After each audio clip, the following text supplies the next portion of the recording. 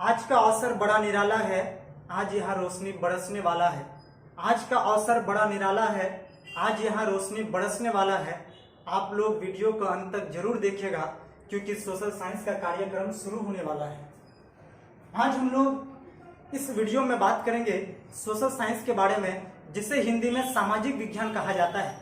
साथ ही हम लोग ये भी समझेंगे कि सामाजिक विज्ञान क्या है, यानी सामाजिक विज्ञान किसे कहते हैं, और साथ ही सामाजिक विज्ञान की विशेषताएं क्या है। लेकिन उसके पहले मैं आप लोगों तक कुछ इम्पोर्टेंट बात पहुंचाना चाहूँगा इस चैनल के माध्यम से कि जिस प्रकार हम सब जानते हैं कि मैथमेटिक्स का एग्ज़ाम यानी 100 नंबर का उत्तर हम लोग को मैथमेटिक्स से भी देना पड़ रहा है, साइंस में भी हमें 100 नंबर का एग्ज़ाम देना पड़ रहा है, हिंदी में भी हम लोग 100 नंबर का ही एग्ज़ाम देते हैं, उर्दू में भी 100 नंबर का एग्ज़ाम देते हैं, संस्कृत एवं इंग्लिश में हम लोग 100 नंबर का एग्ज़ाम देते हैं। लेकिन उसी प्रकार हम लोग को सोशल साइंस का एग्ज़ाम यानी सामाजिक विज्ञान का भी एग्ज़ाम 100 नंबर का देना पड़ रहा है। लेकिन इसके पीछे क्या वजह है कि बच्चे सोशल साइंस में दिलचस्पी नहीं ले रहे, बच्चे सोशल साइंस को आसानी से नहीं समझ पा रहे। मैं अपने कुछ वीडियो में इस चीज़ को बता चुका हूँ कि इंग्लिश बिहार के स्टूडेंट के लिए एक बोझ बनता जा रहा है। यहाँ इंग्लिश का कोई माहौल नहीं है, लेकिन मैं कहना चाहूँगा कि इंग्लिश एक अलग मीडियम है, इंग्लिश एक अलग चीज़ है।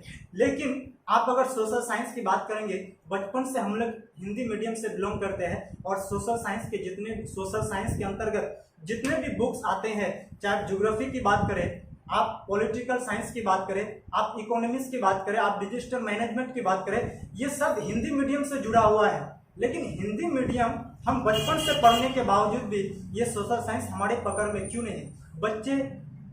बच्चे के लिए सोशल साइंस सिर दर्द क्यों बन रहा है? बच्चे इस चीज़ को क्यों बोझ समझ रहे हैं? आज जितने भी स्टूडेंट्स हैं ये क्यों कह रहे हैं कि सर हमको पॉलिटिकल क्वेश्चन याद ही नहीं हो रहा है, सर हम ज्योग्राफी को समझ ही नहीं पा रहे हैं, सर हमको हिस्ट्री की जो कहानियां हैं हम कुछ समझ नहीं पा रहे हैं।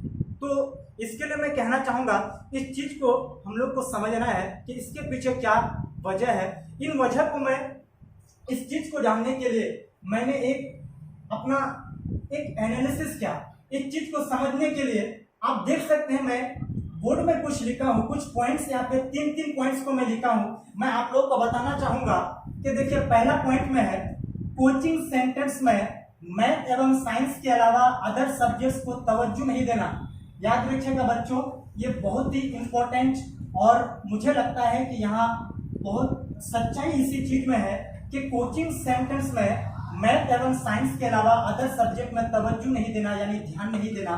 हम जानते हैं कि बिहार के स्टूडेंट्स आजकल जितना तवज्जो जितना ध्यान स्कूलों के शिक्षक एवं शिक्षिकाओं पर दे रहे हैं, मुझे लगता है कि स्टूडेंट्स कोचिंग सेंटर्स के जितने भी ट्यूटर्स हैं वो लोग भी उतना ही दिलचस्पी ले रहे हैं। लेकिन कोचिंग ट्यूटर्स हम लोग करते क्या है, देखिए मैथ और साइंस जैसे शिक्षक समझते हैं कि मैथ साइंस कंप्लीट तो हमारा सिलेबस कंप्लीट और बच्चों को आगे जो है ना इंग्लिश की जानकारी ना सोशल साइंस की जानकारी ना एक अलग शिक्षक लेकर उर्दू की जानकारी देते हैं। और जिस प्रकार से मैं जानता हूं जितने भी मुस्लिम स्टूडेंट है उर्दू तो ऐसा लग रहा है कि वो समझ ही नहीं रहे हैं।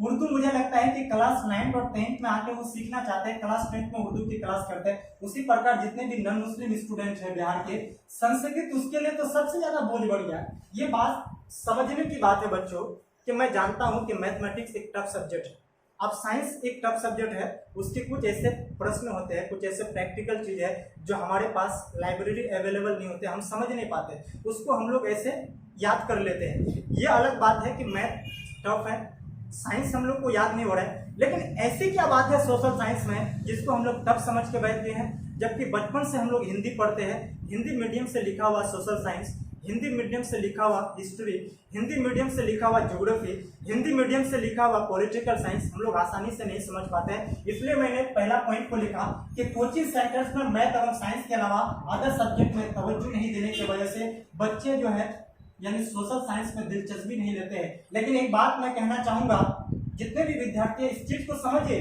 कि जितने भी स्टूडेंट्स हैं मैट्रिक के बाद यानी जब वो इंटरमीडिएट के स्टूडेंट होते हैं, यानी जब वो 11th और 12th के स्टूडेंट होते हैं, 11th 12th में जो तैयारी करते हैं, तो अक्सर याद रखिएगा कि 3 संकाय होते हैं यानी आर्ट्स, साइंस और कॉमर्स। लेकिन रिसर्च के मुताबिक बिहार के स्टूडेंट 70%, याद रखिएगा कि 100 में 70 स्टूडेंट जो है आर्ट्स लेते हैं। और जिसमें क्या आते हैं ज्योग्राफी, जिसमें क्या आते हैं पॉलिटिकल साइंस, जिसमें क्या आते हैं सोशोलॉजी, जिसमें क्या आते हैं होम साइंस, जिसमें क्या आते हैं इकोनॉमिक्स।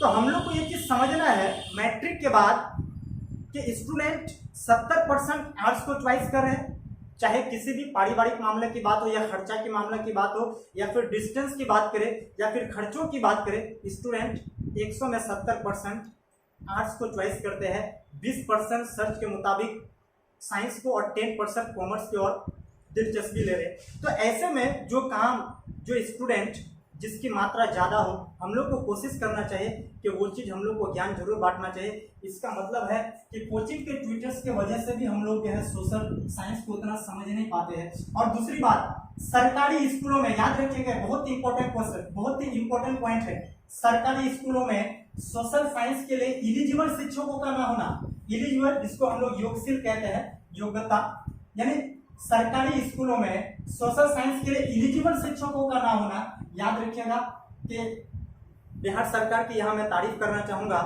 कि खास करके नीतीश कुमार का, कि हम जानते हैं कि गांव देहातों में चाहे आप 2 गांव की बात करें या फिर सिंगल गांव जहाँ पे आबादी ज़्यादा है, कम से कम एक पंचायत में 9-10 प्राइमरी स्कूल है, उसके बाद कम से कम आपको 4-5 मिडिल स्कूल मिल जाएंगे और एक सेकेंडरी स्कूल जरूर मिल जाएंगे पंचायत में। ये तो उनकी तारीफ के लायक है, लेकिन कुछ ऐसे सिस्टम है जिसके वजह से यहाँ पे शिक्षकों का मतलब शिक्षकों की भरपाई नहीं हो पा रहा है, जिसके कारण बच्चे की पढ़ाई जो है, चाहे मैथ की बात करें साइंस की बात करें वो तो अलग बात है, हालांकि स्कूलों में कोचिंग ट्यूटर्स के माध्यम से साइंस और मैथमेटिक्स को कवर तो कर लेते हैं, लेकिन ये सोशल साइंस की अगर बात करें, उर्दू की बात करें, संस्कृत की बात करें, हिंदी की बात करें, इसकी पढ़ाई मुझे लगता नहीं कि बराबर है, जिसके कारण बच्चे जो है आगे की पढ़ाई को यानी आर्ट्स ग्रुप में विशेषकर वो अपना दिलचस्पी नहीं ले पा रहे हैं।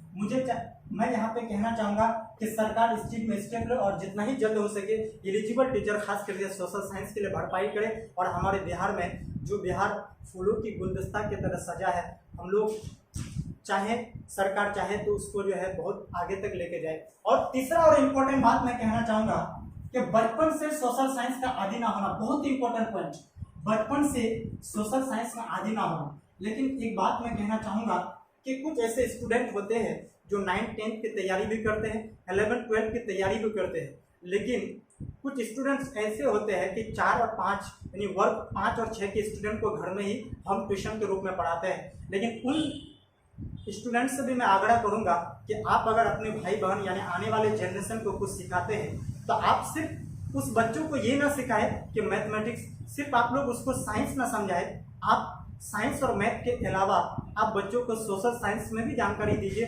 हम जानते हैं कि क्लास 5 की अगर मैं बात करूं तो क्लास 5 में एक बुक है पर्यावरण और हम। इस चीज को समझने की जरूरत है बच्चों कि पर्यावरण अगर वर्ड की बात करेंगे तो आप जानते हैं कि पर्यावरण वर्ड आप मैथमेटिक्स में नहीं सीख सकते हैं। आप पर्यावरण वर्ड साइंस में, ये अलग बात है कि साइंस में भी पर्यावरण वर्ड आते रहता है, आप पर्यावरण का खुलासा, आप पर्यावरण की बात मैथमेटिक्स में नहीं सकते हैं। पर्यावरण बात को अगर डिफाइन करना है, पर्यावरण जैसे शब्दों को अगर समझना है, समाज जैसी महत्वपूर्ण बातों को अगर समझना है तो हम लोग को जो सामाजिक विज्ञान को ही अध्ययन करना पड़ेगा और सामाजिक विज्ञान से रिलेटेड ही हम लोग को नॉलेज देना पड़ेगा। इसलिए कि आप लोग अगर 4 और 5 के स्टूडेंट को पढ़ाते हैं तो आप भी स्टूडेंट नहीं रहे, आप भी उसके शिक्षक ही रहे।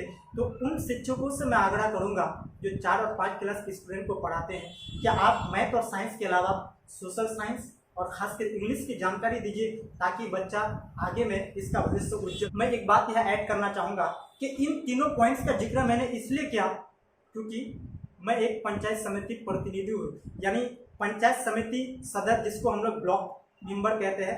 मैं पंचायत समिति सदस्य तो नहीं हूँ लेकिन पंचायत समिति प्रतिनिधि हूँ। पंचायत समिति प्रतिनिधि होने के नाते ये मेरी जिम्मेदारी है, चाहे मेरे घर में कोई मामला हो, चाहे हमारे समाज में कोई कमी की बात हो, चाहे पूरे बिहार में कोई कमी की बात हो, ये मेरा दायित्व है, ये मेरी जिम्मेदारी है कि हम ऐसे कमियों को चाहे किसी भी तरह से, चाहे चैनल के माध्यम से, चाहे यूट्यूब चैनल के माध्यम से हो, चाहे मीडिया के माध्यम से हो, मैं इस बात को रखूं और इस बात को मैं जनता तक पहुंचाऊं ताकि जनता हमारा जागरूक हो सके और सहज रह सके।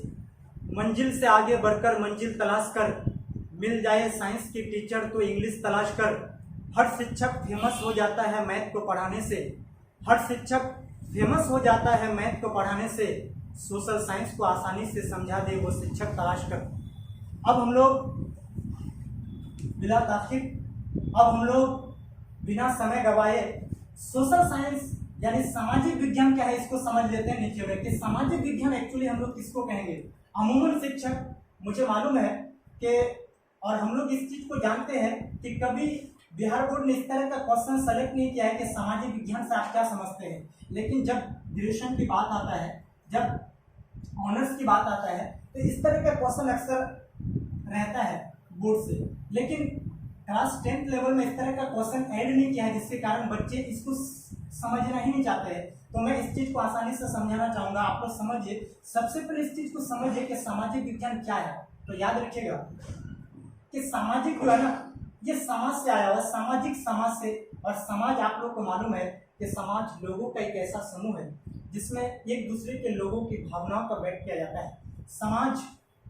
समाज लोगों के समूह का ऐसा समूह है जिसमें लोगों की भावनाओं को व्यक्त किया जाता है। और साथ में याद रखिएगा कि विज्ञान का मतलब होता है जानना। तो याद रखिए, सामाजिक बात कहाँ आया, समाज से, और विज्ञान का मतलब जानना। तो इसका मतलब हुआ समाज के बारे में जानना। क्या कहलाता है सामाजिक विज्ञान। समाज के बारे में जानना, समाज के बारे में पढ़ना, समाज के बारे में समझना, समाज के बारे में स्टडी करना, क्या कहलाता है सामाजिक विज्ञान। अगर उसका एक परिभाषा देना चाहेंगे तो आप लोग इस चीज को ऐसा भी कह सकते हैं कि सामाजिक विज्ञान वो है जिसके अंतर्गत समाज के लोगों का, यानी जिसके अंतर्गत सामाजिक विज्ञान वो है जिसके अंतर्गत समाज के लोगों का, जिसके अंतर्गत समाज में होने वाले परिवर्तनों का, जिसके अंतर्गत समाज में हो रहे परिवर्तनों का अध्ययन किया जाता है। यानी फाइनली हम लोग इस चीज को ऐसा कह सकते हैं कि सामाजिक विज्ञान वो है जिसके अंतर्गत समाज के लोगों का, समाज में हो रहे परिवर्तनों का या समाज में होने वाले परिवर्तनों का अध्ययन किया जाता है। हम लोग इस बात को एक परिभाषा के रूप में देख सकते हैं।